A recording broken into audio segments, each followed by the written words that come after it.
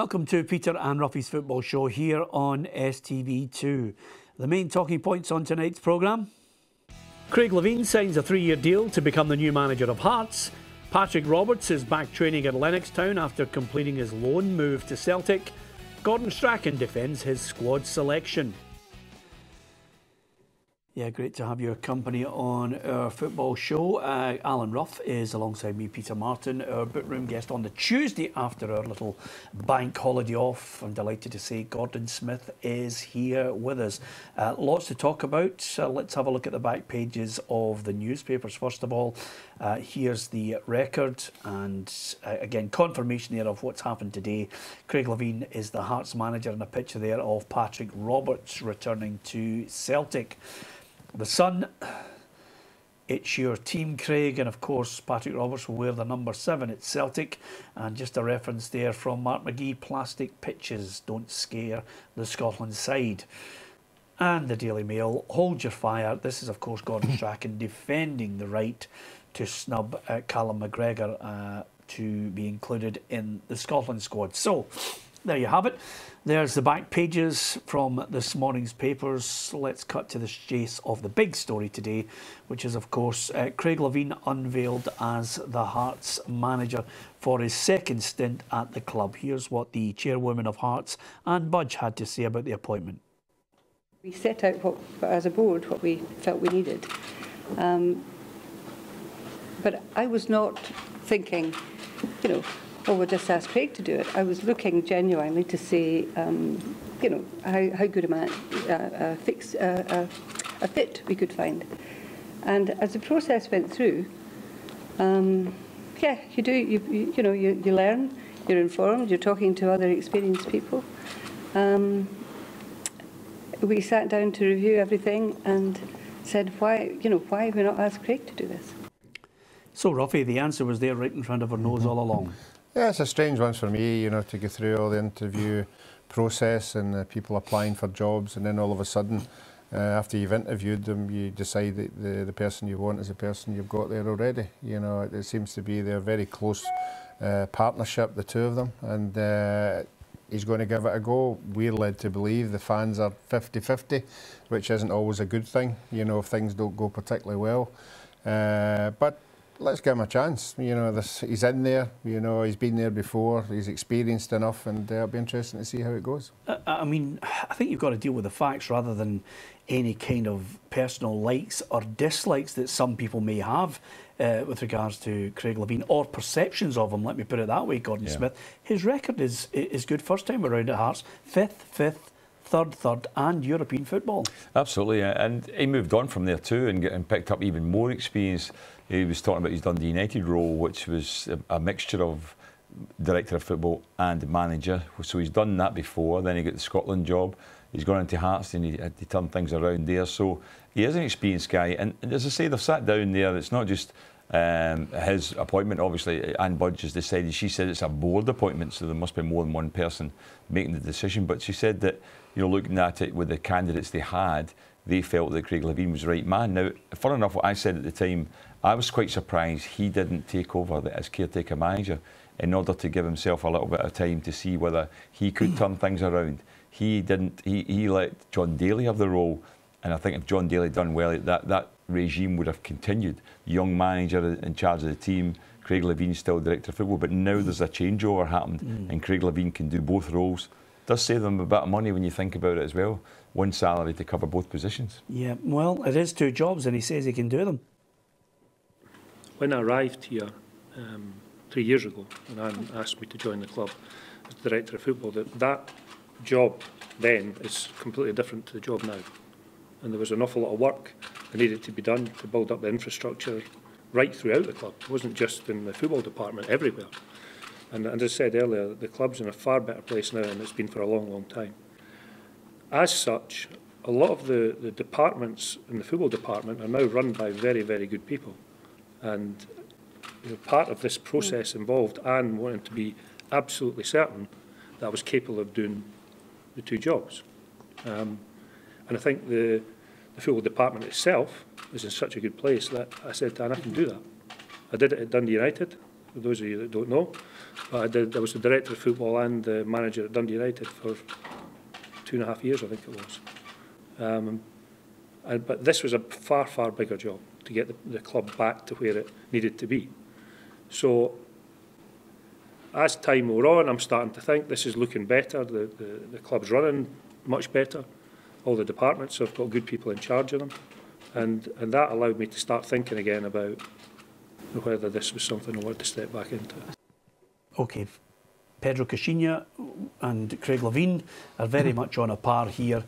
Results will dictate his future. I think this is the last chance saloon for him as far as jobs are concerned. I mean, it was great that they had the confidence of Anne Budge, first of all, Ruffy, but over and above that now, getting back into management is because of the confidence she has in him. I think he's still got that. I don't think he's got a lot of latitude with some sections of the media because of that perception of the man who played with no strikers. Yeah, but in saying that, you know, as you've just said there, you know, results will get everybody back on board as it does at every club. It doesn't matter who you are.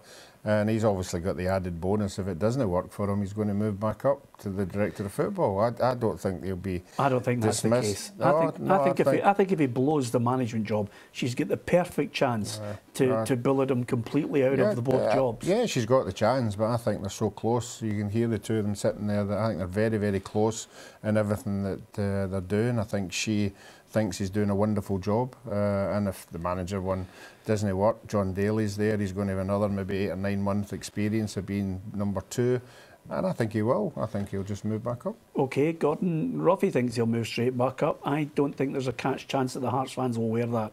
Yeah, I know what you're saying. There might be this sort of reaction to it, but it depends. Anne Budge, whether she stays on as well, because don't forget the fans are taking over the club, and it's a gradual process until that happens. And Anne Budge might move out, but a lot of the fans at the moment want us to stay on. But that might change too if the current regime don't do the job. But Craig Levein's experienced, and I think in terms of the situation taking over from Ian Cathro, it didn't work out for Ian Cathro at all. Craig Levein gets partly the blame for that. Yeah. So he's got to turn it around. He's got to get the results now and get Hearts playing again. And maybe after the results they've had, it's actually not too bad because he's taken over the team at a low point.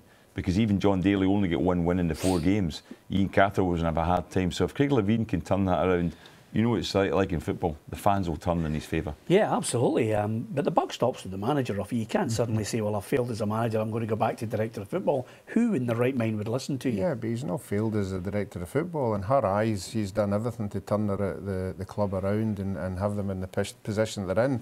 So he's obviously said, yeah, I'll take the manager's job. I'd like to think that my old job will be there for me. Well, you're right. I know what you're saying. It could be a situation where it's Anne Budge is the one who's been looking at everything, and they've interviewed the people like Stephen Presley and Paul Hartley, and she's maybe the one that's saying, Craig, why don't you take this job now? You've got all the experience, you've done this. Yeah. So she's the one that's dictating it. Therefore, if it doesn't work out, she might just say, well, you know, you go back to you being in your position before. It was my decision to put you in as manager. It hasn't quite worked out, but you're a director of the club, and you've been running and changing all the structure of the club over the last few years. OK, it's a hypothetical argument. I'll agree to disagree with both of you on it. I think if he blows the manager, he's out the door. But over and above that, is it the right appointment? Results will tell. I think it's a decent appointment. I think it's a good appointment.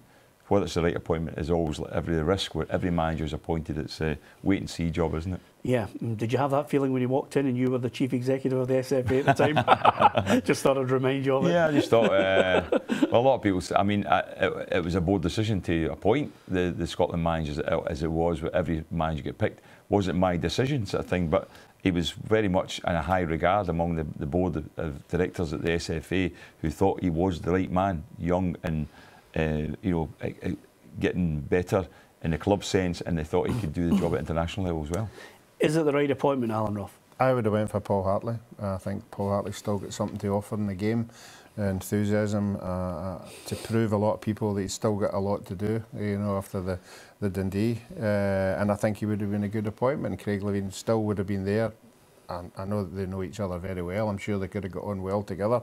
But no, I think the Hearts supporters were looking for a fresh appointment. Yeah, I think the stench though of him always being in the stand would be the thing that everybody would beat him over the head with. I think that's probably what's accelerated his thought process to say, you know, I've got to take this. Yeah, but in saying that, with Paul Hartley, you know, he's out of a job. You know, he would, to get back into a job, sometimes you have to take things on board, and that might have been one he'd had to put up with. But it's not going to happen now, obviously. But certainly, I just think Anne Budge and Craig Levein are very close together. Okay, you can give us your view on it at Peter and Ruffy on Twitter. Facebook.com/Peter and Ruffy. Coming up after the break, we'll talk about Patrick Roberts. We'll look at all the goals. After our little holiday yesterday, we'll look at all the goals from the weekend, get the assessment from these guys on some of the key points in all 6 games in the Premiership. We'll look at all the other results from the other leagues as well. And then we'll switch our attention to Scotland 2. Gordon Strachan, we'll hear from him, and Matt Ritchie as well. So, this being Tuesday, it would be ideal for us to get the quiz going. Here's question number 1.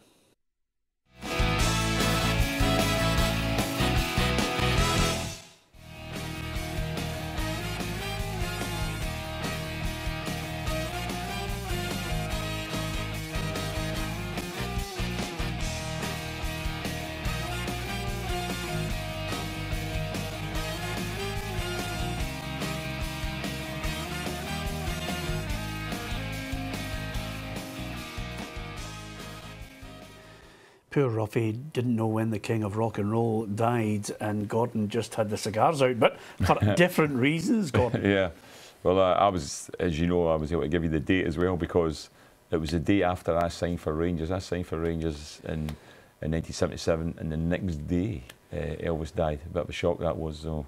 A major scenario in the pop world, no doubt about that. Yeah, it kind of threw you, Ruffy, because you thought Elvis died in Iceland and not Graceland. No, I didn't pick you up. Can I add a wee question in? Do you know who sent a wreath to his funeral? A football player. Sent a wreath to Elvis Presley's funeral. Rodney Marsh. Nope. Another clue. Man United, played with Man United. George Best. No, Scottish player. Willie Morgan. No. Okay, we've only got Dennis another. Law. Who was it? Martin Buchan. Yeah. Really? Massive Elvis fan. Massive Elvis fan. Well, there you have it. Eh? Yeah. Gordon, honestly, when he makes a contribution, Good suddenly contribution. Well, Martin Buchan played guitar and sang as well, didn't he? Yes, he did. All Elvis songs. Yeah. I remember hearing him on a Scotland trip. Is that right? Did he sing all Elvis songs? All Elvis songs, yeah. Yeah, a bit like Gordon with the Beatles. It's just one of those things, isn't it? Similar. People have a kind of a team that they like, a song that they like, and they just sing those songs even when you want them to stop. They still keep singing them. Anyway, so there's 1977. Let's switch our attention to one of the longest running. Will he, won't he? Is he there? Is he not there? He's definitely coming. He might come. I'm talking, of course, about Patrick Roberts. Eventually, Celtic get the loan deal over, but I don't think that's the last of the deals, Ruffy. No, I think he's a wonderful player. I think anybody who was any of the games, particularly the European games, when things weren't going well for James Forrest, they came on and did maybe 20-25 minutes, turned the whole game round. He just got that ability. That'll be interesting to see if this is a starter signing, you know, because Brendan Rodgers was talking up James Forrest, saying he's the best about, and now he's here, and it'll be interesting to see who gets first shout in this one. I was wondering if it was a factor, Peter, that Manchester City were waiting to see if Celtic were in the group stages. Yeah. So that, you know, they're giving them experience now, and they'll be able to judge them on the 6 games they will have at that level. Maybe Patrick Roberts was waiting on that as well, Gordon. Could have been, actually, yeah. Maybe thinking that's better than going out and loan somewhere else at maybe even a lower level or whatever. But you're right. I think it's crucial because he will be seen against the best of opposition, because, you know, Celtic's got a difficult group again, and Manchester City themselves will be looking at that and thinking, right, where is he in terms of his development, and is he ready to come back to Man City and be a member of the first team squad, or is it time for him to move on? Strange situation, of course, as well for Johnny Hayes and James Forrest in this whole equation. Yeah, James Forrest for me is the big one. He'll obviously be saying to himself, that's my position. You know, I'm number 1 here. You know, and if he was to come in, and again, we all know the ability he's got, I still don't think he's the first choice. I mean, you might disagree with me. I just see Brendan Rodgers sees him as a player who can come on with 30, 40 minutes and turn a game. I mean, that's not a bad thing, but certainly I would think he would want to start games. Let's see if he can do 90 minutes of magic. Yep, OK. Let's look at the goals from the weekend, Gordon. Didn't get a chance to show them yesterday, so here's Motherwell against Hearts. Food for thought for Craig Levein. Yeah, I think it was a turning point for John Daly to a degree here. Ball's knocked down here, and it's picked up by Kyle Lafferty, and I don't think Motherwell really do enough to stop him in that run. Maybe they didn't think he was going to shoot, but he fires it in when Motherwell should really have been closing them down here. Look at, you see, I mean, there's the midfield man even shouting at his defenders to come forward and attack him. So that put Hearts in front, but all credit to Motherwell. They fought back and, you know, they worked hard at it, put the ball into the back post, and then there's Bowman there just knocking it in.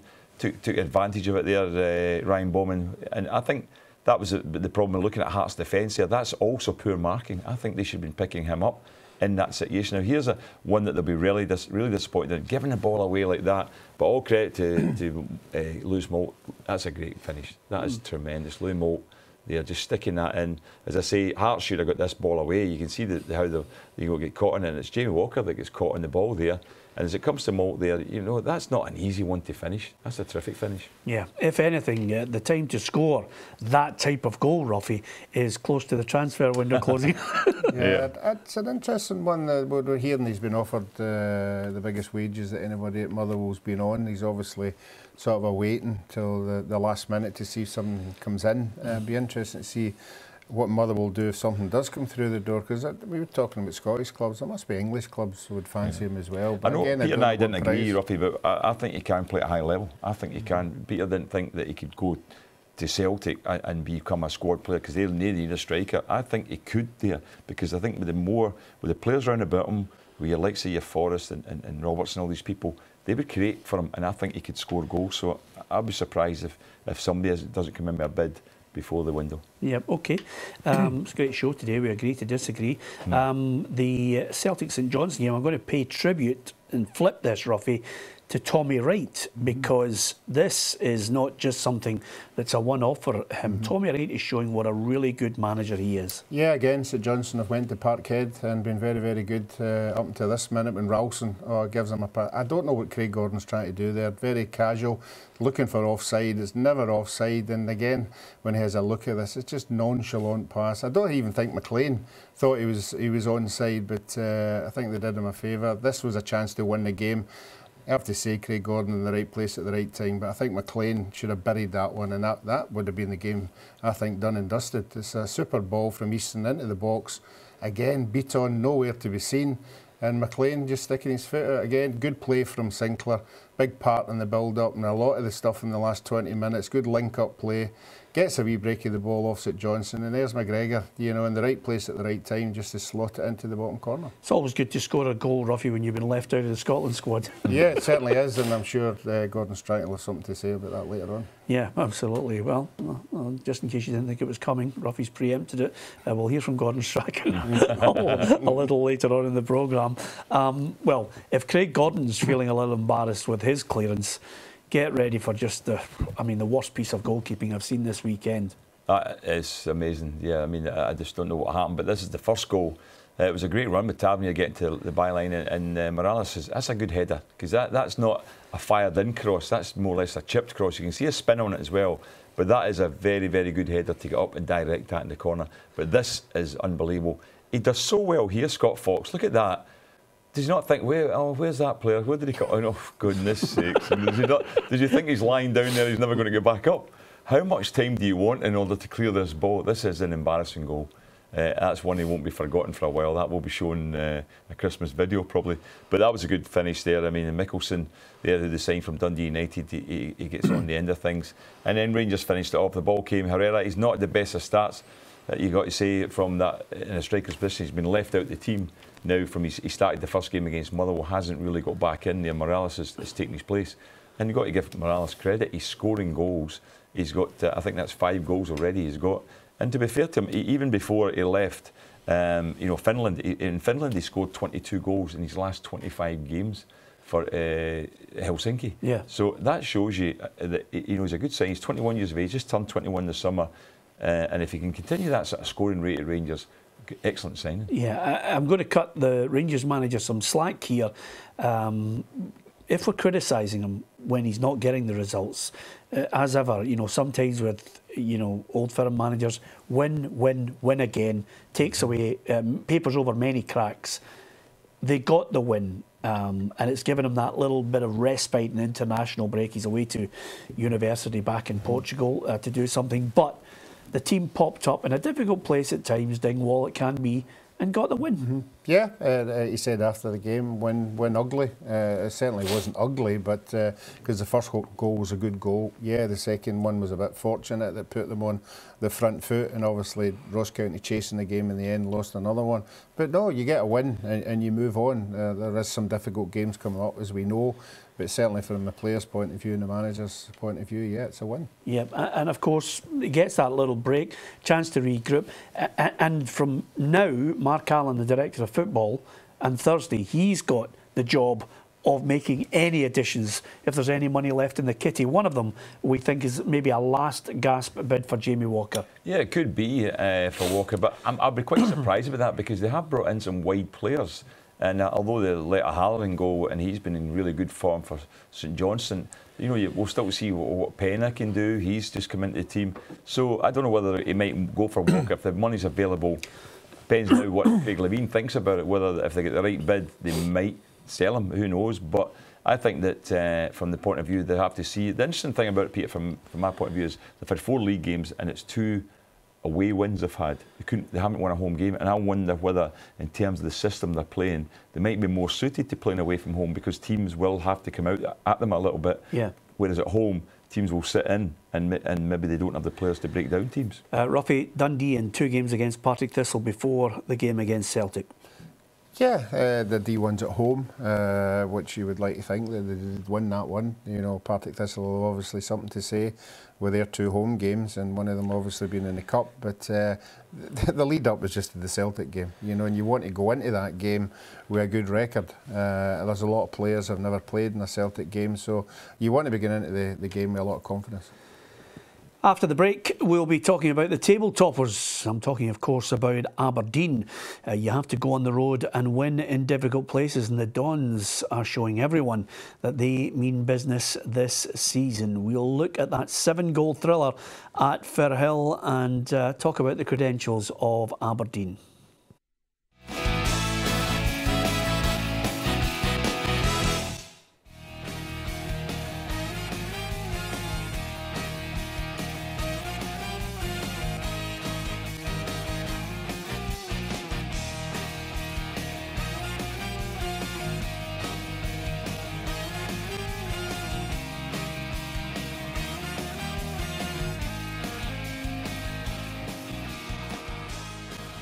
Wow, I can tell you, we were all out on that one. We were all out on that one. It's a long time ago. Girls Aloud, yep, one of Ruffy's favourite groups. So we didn't get any points there. How did you fare? Welcome back after that short break for the news here on STV2. It's the football show, Monday to Friday. We're on at 7:30, and there is a later one just in case you don't have control of the TV control. I'm delighted to say on this Tuesday our bookroom guest is Gordon Smith alongside Alan Ruff. We've been looking at some of the goals, and let's switch our attention to Firhill because the team that occupies #1 spot at the top of the Premiership managed a 4-3 win in a cracking game, Ruffy. Yeah, it certainly was. Aberdeen scored 6 at the end of the last season, and it looked as if it was going to be that way on Saturday. Logan shot. I think it was a shot to Christie in the right place at the right time. Erskine coming fighting back was good for Thistle. Again, Spittle corner, bit of a stramash. Good save from the keeper. But Doolan, as he is, always in the 6-yard box just to slot that away. Think Aberdeen were a bit unfortunate there. But again, you have to give credit to Doolan. But again, Aberdeen come back. This is a stupid defensive push in the back of them. I mean, the supporters were saying it was a dive when we were on Saturday. No dive for me. That was a push and slotted away by McLean very, very comfortably. And it's a bad one to deal with. But Aberdeen kept pushing forward. And this is a wonderful strike. This young man's got a lot to, I think, in the future, the boy Wright. He did it last year and he's done it again. Unstoppable save. Again, but Thistle come back again. Again, you have to say from an Aberdeen point of view, I don't know why Stevie May's picking up the biggest guy in the Partick Thistle team, but he gets a free header into the back of the net and looks as if the points are going to be there. But again, a quality ball into the box. Rooney's claiming that. It would have to be just the top of his hair that hit off her, because I don't think he knew where that was at all. Disappointing for Partick Thistle in the end. Yeah, he's at the wind-up, Rooney, if he's claiming that one, Gordon. It's so hard to tell, but I agree with both of you that it would seem to be just like a total little slight glance off him, because it didn't seem to be any change in the flight of the ball or anything. But he's claiming it, and most strikers do, and he's come on as a sub, so he's obviously wanting to more or less put his hand up and say, I got you the winner, so I should be in the team to start with. Yeah, absolutely. I think Neil McCann was honest enough to admit he was far happier with the draw against Hibs because of the way the game was going and who was the better team. Yes, well, I think that it's been tough going for Dundee so far. I mean, I don't know why Steve Whittaker was going there, but I've got to give him credit. He did not make any contact, I don't think, with Rory Beaton there. Look at that. I just think that should be dealt with by the SFA. They should be looking at that and thinking that is a retrospective simulation, if you want a better word. But there's a nice touch there. I mean, it was a good ball. Whittaker got the cross in, and you got to give a lot of credit to Anthony Stokes, who got a cross. It might have been a slight deflection off the defender as well, just there. You can just see it coming off him, but a good finish and got them back in the game. But as I say, the penalty incident, I think it's one that they have to deal with. I don't know. We still haven't. There was an incident the other week there when someone, the red card got rescinded. St Johnson game. But why did they not? The player who they got rescinded, but the player who'd actually gone down didn't get a retrospective punishment for the fact that there was no contact. And I don't think there was any contact there either. If you were still in the SFA, you'd be ruthless now, wouldn't you? This retrospective, you'd be firing out cards willy-nilly. I would be, because I think that's the way to cut it out. We've got to give an example to people who are going to do this, so that the young players and know about it, watching that, think it's not the way to go about things when you're playing football. We don't want cheating. OK, can't say it any better than that, Ruffy. What about your team and the Ackies? Because they just keep plodding on, driving on as everybody writes them off. Yeah, never say die attitude, and that's what's got them there. A bad start for them. It is a good ball into the box, and it's one of these ones, strikers, defenders go for it. Unfortunately for Hamilton, it was Longridge that put his foot on that one. That's a breakaway from bad marking here. You know, he gets a free run in there, but you have to say it just bounces up nicely for him. Quality finish, bags of composure. You know, he's not panicking at all. Sees the goalkeeper coming out and just puts it over his head. And again, you know, they keep coming back. They keep, again, Ali Crawford, a wonderful ball, but again, poor defending from the centre half, and a quality ball in here. And it has to say, from a full-back's point of view, that is a quality strike. He just timed it perfectly. Jamie McDonald couldn't do anything with that. And then again, it's similar to the Partick Thistle Aberdeen one. Stupid foul, going away from the box. You know, no point in touching them at all. And fair dues, our favourite Ali Crawford comes up, and all the confidence in the world to get the Ackies a point, and probably deserved in the end. Yeah, statistically they say if you put that ball to you know, the top third of the left and the right hand side of the net, like just halfway to up into the top corner, keepers very rarely save them. Statistically, that's where you get the most success. Yeah. Obviously, easier said than done. You have to be able to calm enough to put it in that way. But Crawford's was, you know, expertly dismissed. Absolutely, you're right. If you get it into the corner near the post, but you get the height on it as well, the goalkeeper is always going to be diving low. He can't dive high at that point. So you're absolutely spot on. That most of the time you put it in there. Any time I took penalties, that's what I always tried to do. I put everyone in the same side, but I also tried to get a bit of height on it as well, because I always thought that was the best chance of getting a goal. Yeah, I meant to say expertly dispatched. But nevertheless, Ruffy, the good thing about it from your point of view is quite simply, you just used to dive one way all the time. Only and if it was a penalty kick competition. You know, I always thought that doubt in the striker's mind that if you went to the right twice, you're not going to go there a third time. So I was banking on, you know, at one of these times he's got to make his mind up. You know, he's not going to keep going there, so I'm going to change it. But you've got to go. If you look at penalty kicks, I mean, why do goalkeepers go the wrong way?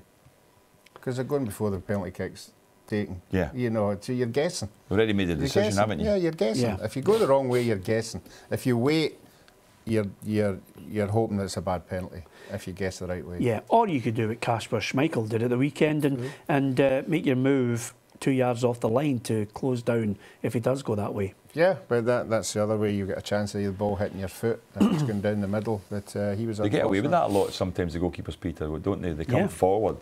They come forward into the side, and as you say, they've closed down the angle a lot, and the referees don't seem to notice it at times, and they give the save rather than saying, well, that should be a retake because you haven't stayed on your line. Yep, sneaky goalkeepers. Yeah. Let's have a look at the overall results then, confirmation of the results from the Saturday and the Sunday matches. Here's how it affects the Premiership table, and great viewing for the Dons because there they are at the top. It's a great start for Derek McInnes' side, and after all the talk of the players that were going out the door, suddenly the players that he's brought in as well have settled in nicely in the first 4 games, Ruffy. The disappointment was Europe. You can't hide that fact from them as well. Yeah, but I think if Derek looks at that game at the weekend, defensively again was the downfall for them in the last 2 seasons. I think if they're going to continue to lose goals like that, that'll be the downfall as well. I don't know what he does, whether he brings in another centre-half or not, or they just work constantly in stopping these goals getting in. But if you've got players who are going to score a lot of goals, then it makes it a wee bit easier.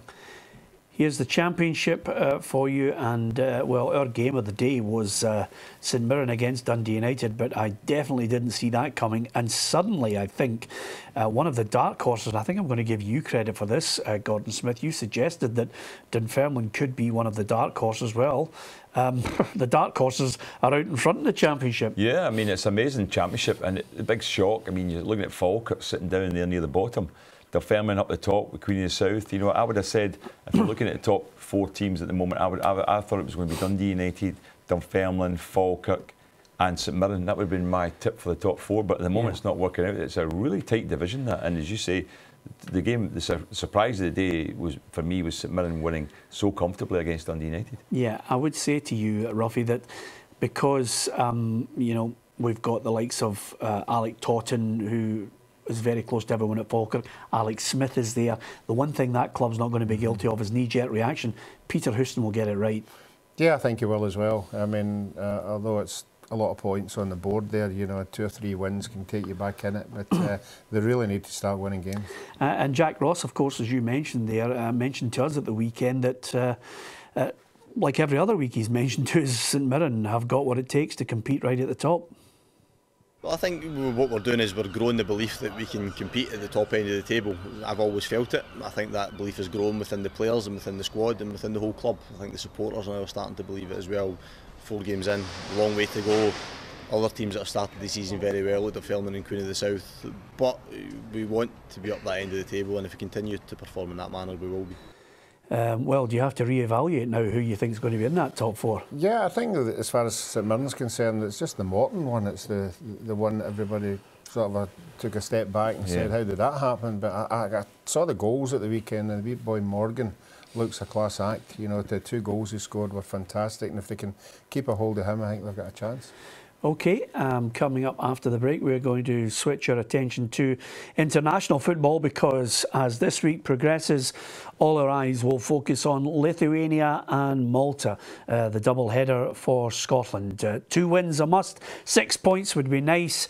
Gordon Strachan probably spent the last 24 hours defending his squad selection. We'll hear from the manager. We'll hear from Matt Ritchie as well, as the confidence grows within the Scotland camp. Can they get the 2 wins? You can give us your thoughts on that as we go to the break. We've got one more question for the lads. Who's going to get the overall victory? Can Ruffy snatch a draw? All will be revealed. Join us if you can on The Football Show.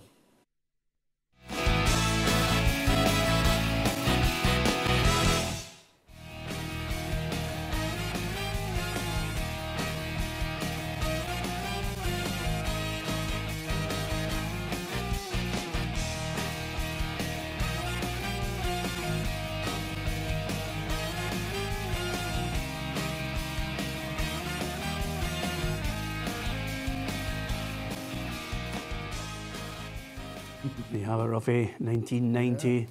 Yep. Charlie Nicholas scored for Aberdeen against Celtic in the Scottish Cup final, and Brian Irvine scored the decisive penalty. Yep, I think we spoke about that a couple of weeks ago when we guest on the show, but obviously it never registered. I never remember. But Peter got it right, I have to say. You got it right, Peter. Yep, so the audience should know. Aberdeen, soon as we... that was a year out. Yep, absolutely. What was the name of that group at the end? That was D-Light, Groove is in the Heart. Yeah. Maybe just beyond your favourite band, The Bachelors. Not the same style of music, Ruffy, to be perfectly honest with you. Let's switch our attention to Scotland, because we're all keeping our fingers crossed. If the FIFA rankings are anything to go by, we should be celebrating 6 points from 2 games, but sometimes it doesn't work out that way. First of all, as with every Scotland squad announcement, the manager seems to defend his selection. He got it in the neck for not selecting Callum McGregor. But you see every one of our players, everybody here. Have we seen Barry Bannon playing this year, who's been the best player in midfield of the Championship? Have they seen Tom Kearney playing for Fulham? Have they seen all these players? But understand managers want to make sure that the players are getting to the squad because they're quite proud of the players. I understand that.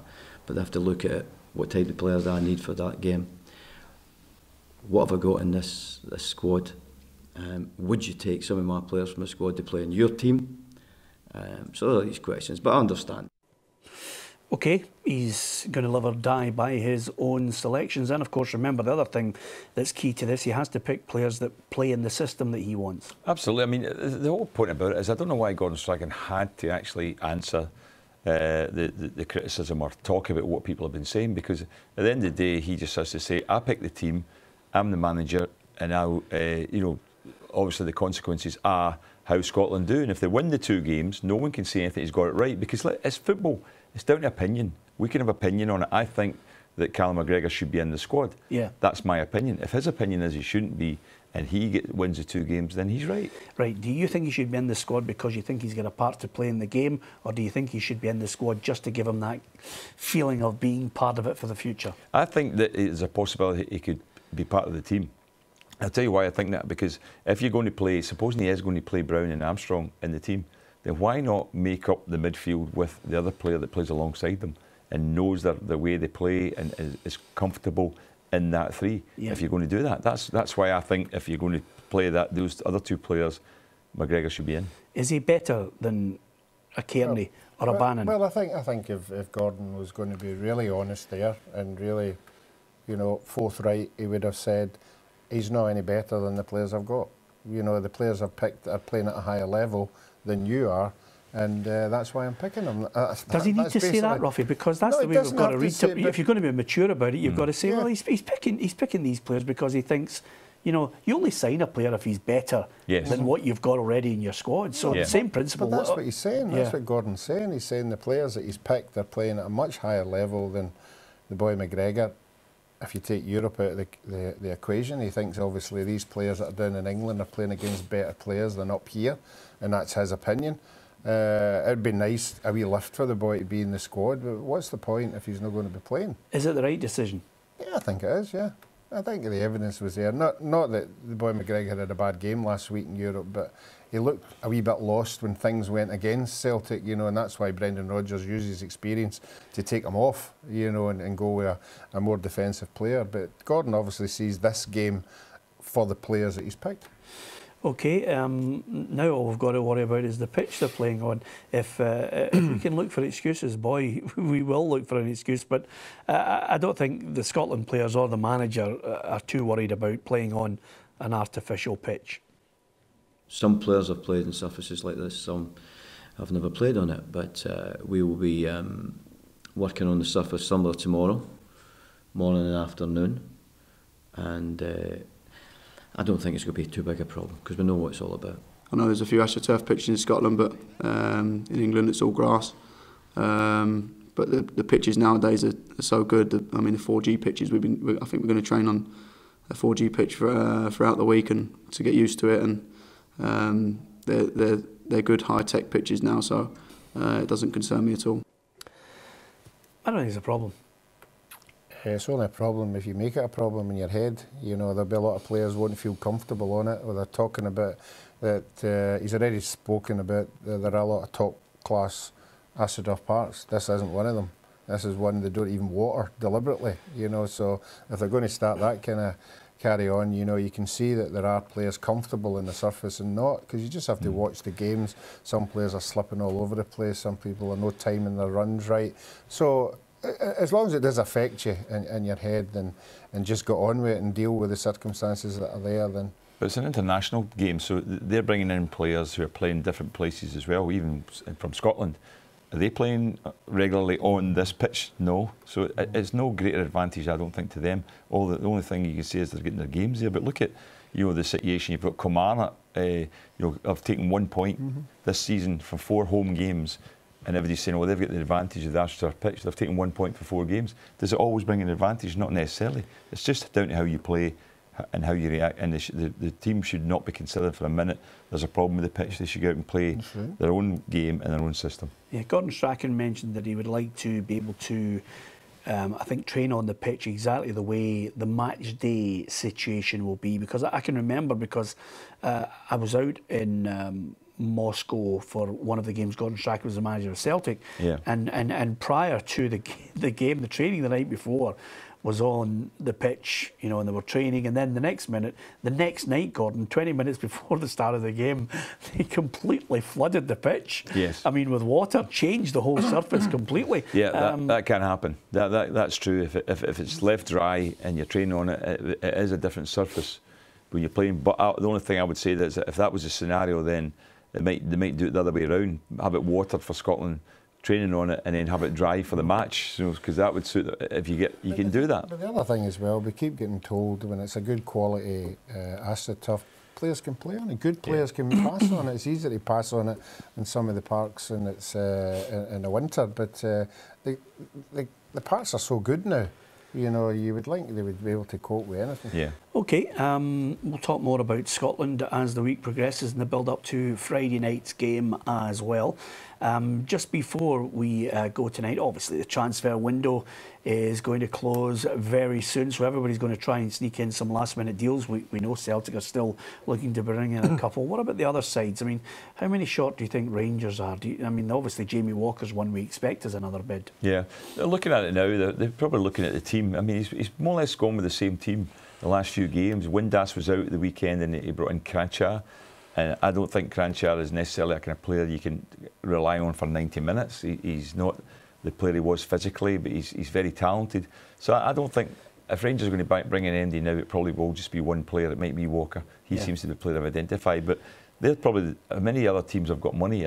Ruffy had mentioned earlier on Aberdeen might want a centre-half, but they have got Arnason on the bench just now. They brought him back. Yeah. So he's on the bench. So they've got him as a player that can come into the team as well. The Scottish game doesn't have a lot of money, so I don't think there'll be many changes. Yeah, I'd still like to see the Dons bring in another central defender just to kind of really bolster it. I mean, hey, who can argue with the start? You know, 4 wins, fantastic for Aberdeen. As far as other clubs are concerned, you know, I mean, at the bottom end, they were trying to duck and dive because they know exactly what's coming, you know, with Partick Thistle. They've certainly got a bit of money to maybe look for someone, Ruffy. Well, I think as Gordon touched on it there, it'll be all about budgets. I mean, every manager we have on the show said, I've got a budget. You know, it depends how many of them have wisely not used that budget, you know, and can afford, you know. And then I heard somebody the weekend talking about, I know that Celtic money doesn't get paid out for another year, but I mean, some people might spend it already before they get there. Are you suggesting they go for a loan at the bank on the strength of it? But do you know the problem? The biggest problem that comes with the transfer window is that you know, you've got a player that gets sold in the last half hour of the transfer window. Yeah. So you're getting the money in, but you do not have time to go out and get a replacement. So you're losing one of your best players. I'll give you a player who should be out on loan again, sadly, but he could be kicking his heels for 6 months if he doesn't. Liam Henderson. Yeah. Forgotten boy at Celtic. Everybody's talking about that middle of the park. You know, he's got to go and play football somewhere, surely. Yeah, I think we all saw when he went to Hibs, he was fantastic. He was enjoying his football, playing week in, week out. I think we all thought at one stage that he was maybe going to break into the Celtic team, obviously with the signing of £4 million players. it just puts you on the back foot. And just briefly, Gordon, it'd be great if Sanchez did eventually move to Man City, because Mrs. Sanchez has got the case packed and she's unpacking it. She's not sure, you know. Yeah. Coutinho, get him out the door and do us all a favour. It's been the longest drawn-out transfer Yeah, saga. certainly the Coutinho one is as well, isn't it? I mean, that's driving everybody crazy to see what's going to happen there. Van Dijk as well is another one as well, whether that's going to happen before the break. I mean, the owners are saying they're not going to do the business, but Van Dijk's determined he's going to go. Coutinho's determined. Sanchez probably as well. So this is a big factor. But you'll find that these deals will happen at the very last minute, because it's a game of poker in that last little bit before the final comes to an end, the midnight, say, on the 31st. Yeah, I just hope that some of these players who are involved in these transfer wrangles are able to shake off their neck injuries and groin injuries just in time to play for their new clubs. That's all I'm saying to you. It's amazing how it all clears up with a big money move. Thanks to Alan Ruff and Gordon Smith. Join us if you can tomorrow on the programme. Callum Higginbottom of Dunfermline will be our boot room guest.